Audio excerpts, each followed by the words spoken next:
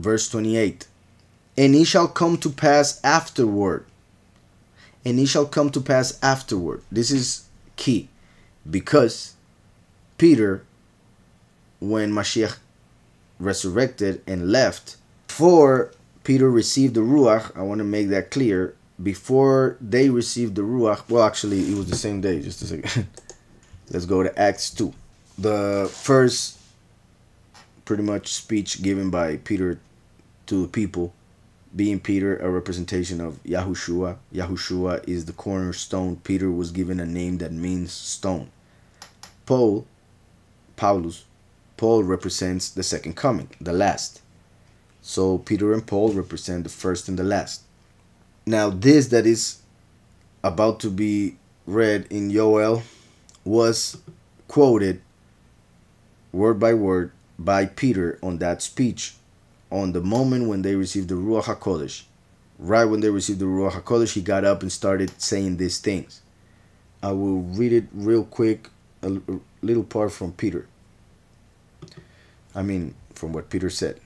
Verse 14 of Acts 2. But Peter, standing up with the 11, raised his voice and said to them, Men of Yehudah and all who dwell in Jerusalem, let this be known to you, and heed my words. For these are not drunk, as you suppose. Because they received the Ruach, they started speaking in other tongues.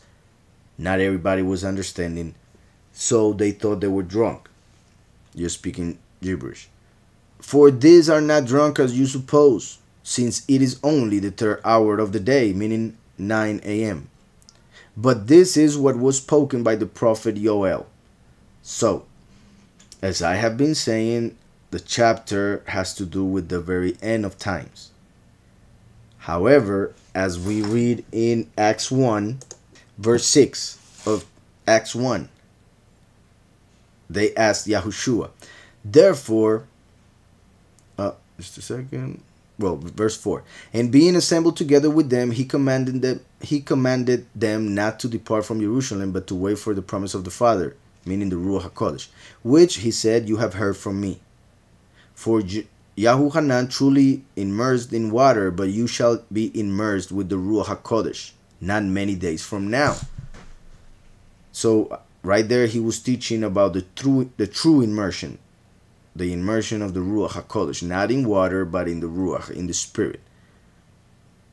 Then it says, therefore, when they had come together, they asked him, saying, Sovereign, will you at this time restore the kingdom to Israel? Which is pretty much what we are seeing in Yoel.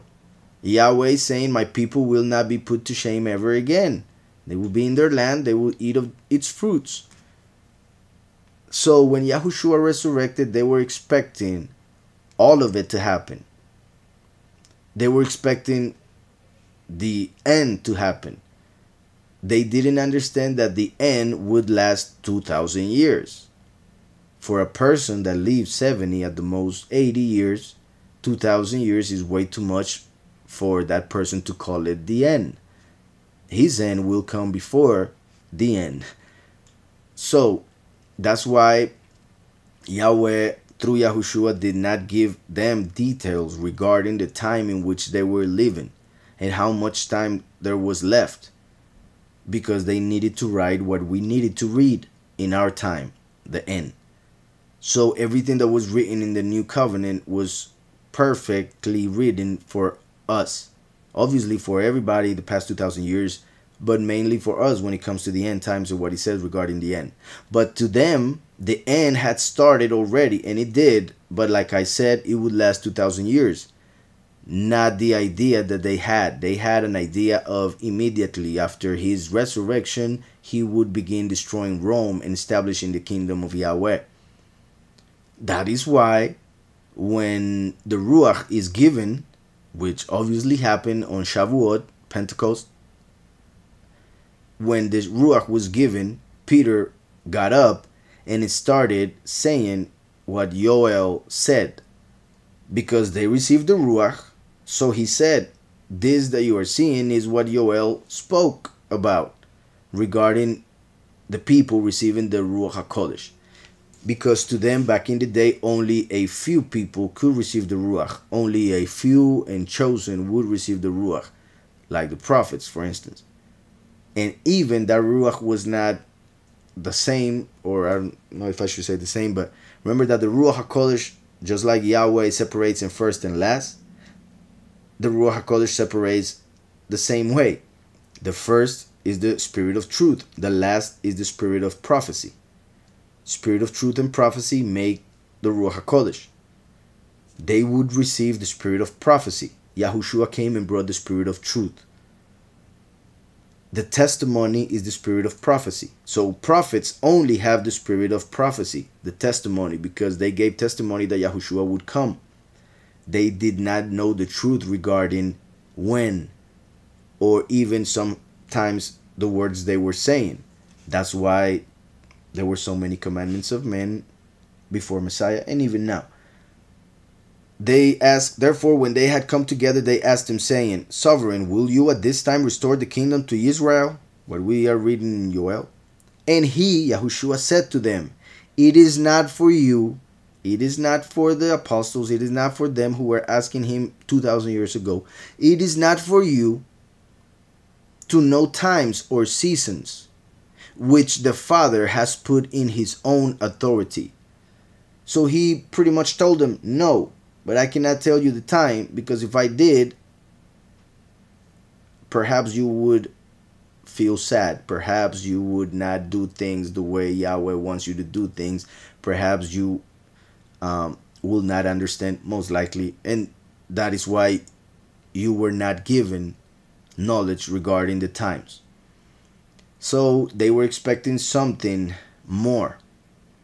Obviously, they received the Ruach, which is amazing. But my point is that that is part of the reason why Peter got up and started reading Joel. Even though the book of Joel fulfills in our time. So going back to chapter 2 of Acts, and I'll be back to Joel just a second, reading the way Peter said it. And well, obviously Peter just quoted it. But since the New Covenant or the New Testament in most Bibles was translated from the Greek, and the Greeks used the Septuagint, then the quotes are from that translation. So that's why the quotes from the New Covenant are a bit different if you go and read them in the Old Covenant. It is because of the source that they used for the translations. So I'm going to read this real quick from the book of Acts. But this is what was spoken by the prophet Joel. It shall come to pass in the last days. The last days. These are the last days. Which started 2,000 years ago, we could say, with the resurrection of Messiah. But 2,000 years ago is way too long ago for one human being. So that's why I repeat, he wasn't making a mistake, but I don't think he was really understanding what he was saying. So, it shall come to pass in the last days, says Yahweh, that I will pour out my Ruach on all flesh. Now, in our time, Yahweh will give us the Ruach, and after everything happens, he will give the Ruach to everybody. Every single person living in this world will have the Ruach. That will be perfect. That will be how everything will work fine.